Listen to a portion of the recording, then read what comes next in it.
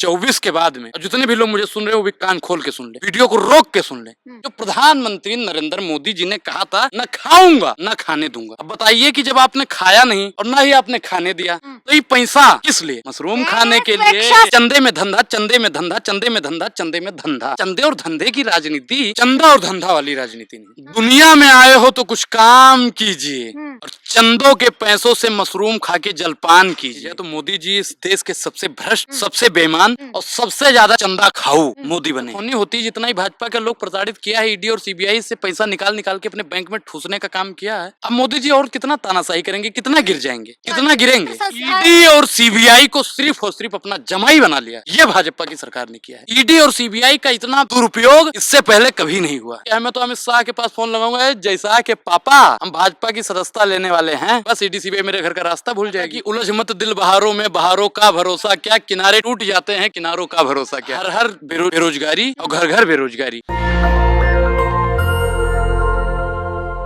नमस्कार, मैं ब्यूटी गिरी और आप देख रहे हैं नेशनल दस्तक। एसबीआई को फटकार लगाने के बाद जो आंकड़े बाहर निकल कर आए हैं, उसके बाद इलेक्टोरल बॉन्ड अब देश में सबसे बड़ा मुद्दा बना हुआ है। इस मुद्दे पर बातचीत करने के लिए मौजूद हैं अनुराग ओझा। क्या कहेंगे इलेक्टोरल बॉन्ड पर? देखिए मैडम, इलेक्टोरल बॉन्ड पर अगर बात की जाए तो मोदी जी इस देश के सबसे भ्रष्ट, सबसे बेईमान और सबसे ज्यादा चंदा खाऊ मोदी बने हैं। क्यों? ज्यादा चंदा मिल गया इसलिए? खाओ खिलाओ मुझे चंदा का धंधा, ये नहीं प्यारे कोई उसूली का धंधा। इसमें छिपा है भाजपा का फलसफा, चंदे में धंधा, चंदे में धंधा, चंदे में धंधा, चंदे में धंधा। अब मैडम बताइए, चंदे और धंधे की राजनीति जो प्रधानमंत्री नरेंद्र मोदी जी ने कहा था, न खाऊंगा न खाने दूंगा। अब बताइए कि जब आपने खाया नहीं और ना ही आपने खाने दिया, तो ये पैसा किस लिए? मशरूम खाने के लिए स्वेच्छा से दिया है, स्वेच्छा से दिया है। अमित शाह कह रहे आओ बात कर ले बैठ के। हम कोई मैं बिल्कुल तैयार हूँ, मैं बिल्कुल तैयार हूँ। कौन डिबेट करेगा भाजपा का? अमित शाह बुला रहे हैं। अमित शाह जी, मैडम ट्विटर पे इसको जरूर चलाइएगा, इस क्लिप को। अमित शाह जी मुझे सुन रहे हैं, अनुराग ओझा जहां आप कहेंगे, या तो अनुराग ओझा लोकेशन तय करेगा या आप तय करेंगे। आप जहां पे कहेंगे अनुराग ओझा आपसे डिबेट करने के लिए तैयार है। मैं बिल्कुल डिबेट करना चाहता हूँ। कांग्रेस का पोल पट्टी खुलेगा तब दिखाई देगा आपको। देखिए मैडम, इन्होंने सारे खाते सीज किए थे, आपको पता है कांग्रेस के। ये कितना चंदा, कांग्रेस पार्टी तो अब चंदे पे ही निर्भर हुई थी भाई। उन्होंने तो कहा था ना कि देश के लिए फंड चंदा दो, अब वो तो मांग रहे हैं। अब मोदी जी क्या कर रहे हैं? मोदी जी को विदेश का लोग चंदा क्यों दे रहा है मैडम? पुलवामा अटैक होता है, उसके बाद में यहाँ पे चंदा आता है। अडानी जी कितना चंदा देते हैं, अंबानी जी इस देश को कितना चंदा देते हैं। मैडम बताइए कि जो चंदा मोदी जी के पास में आता है, उस चंदे का लेखा जोखा अब कौन करेगा? कांग्रेस को भी तो चंदा उतना ही मिला है। आप लोग मांग कर रहे हैं कि वापस दो, जो सीज करने के लिए कह रहे हैं, तो कांग्रेस का भी तो चंदा जाएगा, उसका भी तो सीज हो जाएगा। कांग्रेस का कौन सा चंदा जाएगा भाई, बताइए? कांग्रेस को नहीं मिला है। नहीं, देखिए मिला है मैडम, जांच पड़ताल अब तक होनी होती। जितना ही भाजपा के लोग प्रताड़ित किया है, ईडी और सीबीआई से पैसा निकाल निकाल के अपने बैंक में ठूसने का काम किया है। अब मोदी जी और कितना तानाशाही करेंगे, कितना गिर जाएंगे, कितना गिरेंगे। क्या किया है? क्या किया है मैडम? एक चीज बताइए, किन्हीं 3 नेताओं का नाम बता दीजिए जिनके घर पे ईडी और सीबीआई नहीं भेजा। सबको तो परेशान कर दिया, जमीन से लेके आसमान तक, दाएं से लेके बाएं तक, पूरब से लेकर पश्चिम तक, उत्तर से लेकर दक्षिण तक, सब जगह तो मोदी जी ने बिल्कुल भ्रष्ट कर दिया। वो कह रहे काम करें, आप लोग क्या चाहते हैं? काम भी ना करें। मोदी जी ने कौन सा काम किया है बताइए? ईडी सीबीआई स्वतंत्र संस्था, ईडी और सीबीआई को सिर्फ और सिर्फ अपना जमाई बना लिया है, ये भाजपा की सरकार ने किया है। ईडी और सीबीआई का इतना दुरुपयोग इससे पहले कभी नहीं हुआ है। बच के रहिए मैडम, नहीं तो आपके घर पे भी ईडी और सीबीआई का छापा कभी भी पड़ता है। हमारे घर क्यों आएगा? जो आरोपी होते हैं उनके घर जाता है। आरोपियों के घर पे जाता है, आरोपियों के घर में जाता है। जिनसे भारतीय जनता पार्टी, जिनके सवालों से जिनसे डर जाती है, ईडी सीबीआई उनके घर जाता है। तो आपके घर भी आएगी? अरे मेरे घर पे आएगी तो मैं डरता थोड़ी हूँ मोदी जी से और उनकी ईडी सीबीआई से। मुझे क्या है, मैं तो अमित शाह के पास फोन लगाऊंगा, जैसा के पापा हम भाजपा की सदस्यता लेने वाले हैं, बस ईडी सीबीआई मेरे घर का रास्ता भूल जाएगी। मतलब अनुराग ओझा ये कह रहे हैं कि जब आपके पास ईडी सीबीआई आएगी, आप तुरंत भाजपा में शिफ्ट होने वाले हैं। बिल्कुल, यही तो इस देश में हो रहा है मैडम, यही तो हो रहा है। मतलब आप भी तो वही होंगे ना? कभी भी आपके घर पे ईडी सीबीआई आए, भाइयों बहनों ध्यान दीजिए, कभी भी आपके घर पे ईडी सीबीआई आए तो आप तुरंत भाजपा की सदस्यता ले ले। ईडी सीबीआई आपके घर का रास्ता भूल जाएगा। कांग्रेस के साथ गद्दारी कर रहे हैं फिर आप? मैडम आप भूल कर भी ये भूल मत कीजिए कि बीजेपी की सदस्य हैं आप। भूल कर भी भूल मत कीजिएगा। आप कांग्रेस के साथ गद्दारी कर रहे हैं। देखिए एक चीज बताएं, कांग्रेस के कई नेता चले गए हैं, वो बात अलग है। मैं मुद्दों से आपको नहीं भटकाना चाहता हूँ। मैं तो ईडी और सीबीआई पे आपका ध्यान टिकाए रहना चाहता हूँ, क्योंकि ईडी और सीबीआई हमेशा दुरुपयोग करती है। जैसे आप बीजेपी में ज्वाइन करते हैं, ईडी सीबीआई किसी के घर जाती है, आप बताइए उनका अजीत दादा का नाम लिया जाए, हेमंत विश्व शर्मा का नाम लिया जाए, हैं जितने भी हैं इनके। और मैडम एक बात को लेकर बहुत चिंतित रहता हूँ आजकल। क्या हो गया?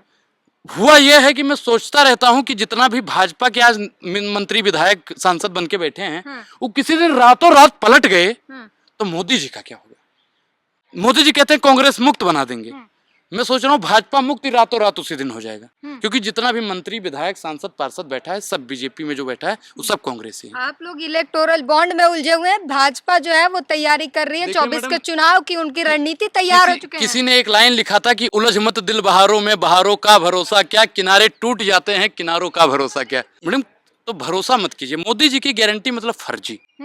मोदी जी की गारंटी नहीं, मोदी जी मैंने कहा वो लोग चुनाव की तैयारी में लग चुके हैं। आज तारीखें आई है और भाजपा बता रही है कि हमने तैयारी शुरू कर दी है। आप लोग इलेक्टोरल बॉन्ड में उलझे हैं। मैं एक चीज बताऊं मैडम, कि बीजेपी हमेशा चुनावी मोड में रहती है, वो चाहे ईडी सीबीआई भेजकर हो, वो जीत या के फिर मोड में रहते हैं। हैं? जीत के मोड में रहते हैं। देखिए आप चुनाव तो जीत लेंगे ईवीएम की बदौलत, लेकिन लोगों का दिल कैसे जीतेंगे?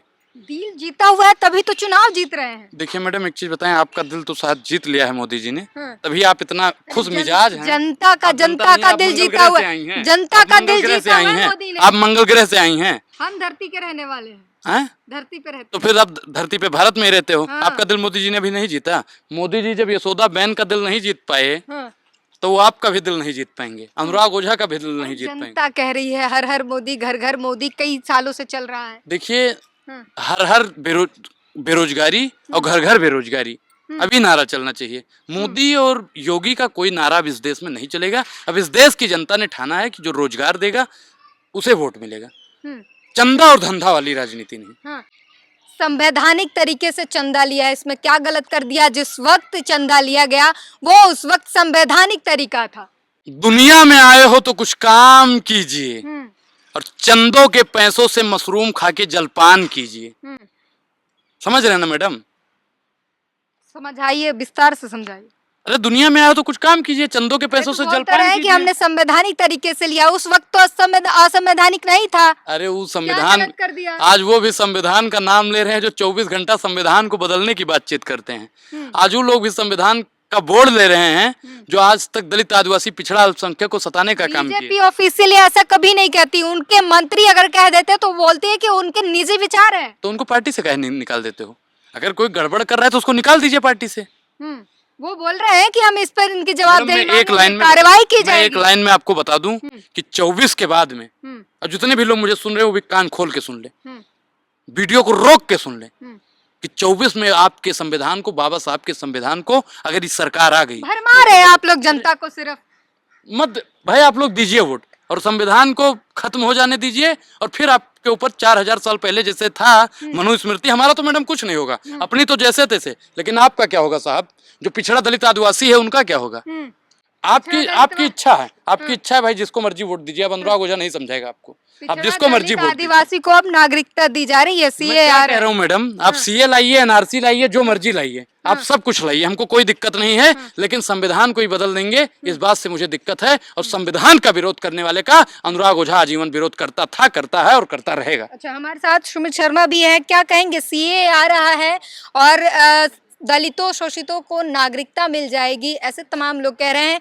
वहीं यह भी बताया जा रहा है, अमित शाह ने खुद बताया कि ये नागरिकता देने का कानून है, छीनने का नहीं है, तो आप लोग भ्रम ना पैदा करें। ये तो पूरा देश भी यही कहता है कि देश के अंदर पहली बार सीए लागू नहीं है। देश के अंदर पहली बार अगर सीए लागू हुआ था 1955 में लागू हुआ था, और आपको पता है, और सीए के नाम पर हमेशा संशोधन हुआ है देश के अंदर, चाहे वो 1987 हो, चाहे 2004 हो। और 2004 की ही बात कर लेता हूँ। अगर आप सीए को इतना समझते हो तो उसका सेक्शन 5 ये कहता है कि आपका अगर विदेशी नागरिक है और आप देश का नागरिकता लेना चाहते हो तो देश में 11 साल आपको रहना पड़ेगा। देश के कम से कम 2 पंचवर्षीय योजना में आपको भागीदारी निश्चित करनी पड़ेगी।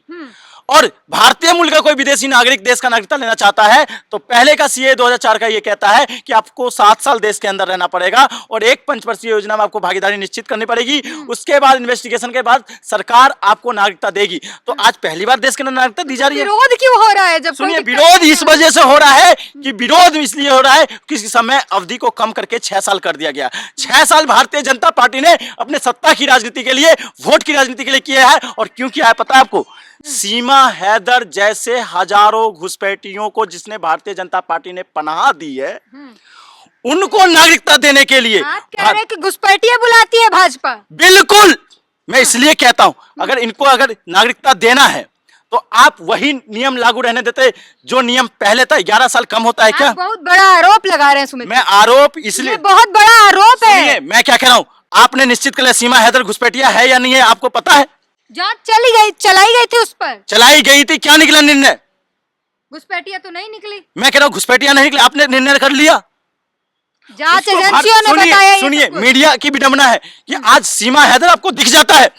देश के अंदर 67 लाख बच्चे 0 फूड के अंदर रह रहे हैं। 0 फूड का मतलब समझते हो आप? मतलब ये हुआ कि 24 घंटे एक वक्त का रोटी भी नहीं मिल रहा है देश के। सरकार खुद कह रही है कि कोई भूखमरी नहीं है देश में। आप लोग भ्रम पैदा करते हैं, सिर्फ जनता को भड़काते हैं। सुनिए पत्रकार महोदय, मैं भ्रम पैदा कर सकता हूं, तमाम लोग भ्रम पैदा कर सकते हैं। मेरे साथ अभी चलिए, इसी के पास चलिए, फुटपाथ पे आपको सड़क पे भटकते हुए बच्चे दिख जाएंगे। और यही भारतीय जनता पार्टी अपने आका के द्वारा क्या कहलवाने का काम करती है? उन बच्चों को अपमान करने का काम करती है। कहती है उनकी कुरीतियां हैं। अरे कुरीतियां बच्चों का नहीं होता है, कुरीतियां उनके माता पिता का है, जिनकी वजह से उनके बच्चे भुगत रहे हैं। अगर उन्होंने जन्म लिया है तो जन्म के आधार पे अगर उनको कुरीतियां देने का अधिकार सरकार का नहीं है और सरकार के नुमाइंदे के द्वारा अपमान करने का अधिकार नहीं है। उन बच्चे को आज सुनिए, आपको सपोर्ट करना चाहिए। सीए से भारतीय नागरिकता मिल जाएगी ऐसे तमाम लोगों को। मैं आपसे ही पूछना चाहता हूं पत्रकार महोदय, नागरिकता का समर्थन करता हूं, लेकिन नागरिकता किसी एजेंडे के तौर पे दिया जाए उसका समर्थन क्यों करूंगा? क्या एजेंडा है? एजेंडा यह है उसके समय अवधि को कम क्यों किया गया? एजेंडा यह है कि किसी एक धर्म की राजनीति और एक जाति की राजनीति के लिए आपने वोट की राजनीति और सत्ता की राजनीति धर्म को पीछे कर दिया। आप ये बताइए, मैं पूछना चाहता हूं, बांग्लादेश से, पाकिस्तान से, अफगानिस्तान से कौन व्यक्ति आ रहा है, किस धर्म से आ रहा है, आप निश्चित कर लोगे? मैं ही कहता हूं, मैं आज कहता हूं, यहां से मैं कहता हूं, यहां हिंदू हूं, पाकिस्तान जाके मैं मुस्लिम कह दूंगा, मुस्लिम हो जाऊंगा। पाकिस्तान से कोई मुस्लिम यहां के हिंदू कह देगा, हिंदू हो जाएगा, लेकिन वो देश की रक्षा के साथ घुसपैठिए का काम करेगा। जांच आपने भारतीय जनता पार्टी के, इसलिए कहता हूं, आरोप लगाता हूं, आपने देखा नहीं था संघ का वो आदमी आईएसआई के लिए काम करता था। तो ऐसा क्या विश्वास है कि ये जो भारतीय जनता पार्टी नागरिकता जिसको देगी, क्या वो हमारे जांच एजेंसियों के लिए खतरनाक नहीं हो सकता? पड़ताल करके दी जाएगी नागरिकता। ऐसे ही हलवा थोड़ी बट रहा है कि हाँ तुम भी ले लो, तुम भी ले लो। हलवा ही तो बट रहा है मैम। अगर हलवा नहीं बट रहा होता तो सीए को इतना प्रचार प्रसार थोड़ी किया जाता। अमित शाह ने बताया है, पूरा बकायदा प्रेस कॉन्फ्रेंस करके पूरी डिटेल बताई है कि आप अप्लाई कीजिए, फिर जांच पड़ताल होगी, फिर दिए जाएगी। पहले क्यों अप्लाई नहीं करना होता था? क्या पहले एफिडेविट जमा नहीं करना होता था? क्या पहले क्या डीएम और एसडीएम के सामने जाना नहीं होता था? क्या पहले क्या फॉरेन मिनिस्टर के सामने रिपोर्ट नहीं जमा होती थी? क्या ये पहली बार हो रही है क्या? और दूसरी बात, अमित शाह जी ने जो बयान दिया, तो अमित शाह के बयान में ही दो विविधता दिखती है। विविधता इसलिए कहता हूं मैडम, अमित शाह ये कहते हैं कि मैं 31 दिसंबर 2014 से पहले जो आए हैं उनको नागरिकता दूंगा। दूसरी तरफ उसी सीए का 5वां सेक्शन ये कहता है कि 6 साल अवधि, जिसको 6 साल हो गया है उसको नागरिकता मिलेगा। इसका मतलब ये हो गया कि भारतीय जनता पार्टी को 2014 से अगर काउंटिंग करेंगे तो 10 साल हो गया शासन। 10 साल शासन होने का मतलब ये हो गया कि आपके अमित शाह के बयान में ही बयान गलत हो रहा है कि 2014 के बाद वाले को भी नागरिकता मिलेगा। और 2014 के बाद वाले को अगर नागरिकता मिलेगा तो देश पूछता है कि आपने कितने खुफिया एजेंसियों को पनाह दिया है देश के अंदर।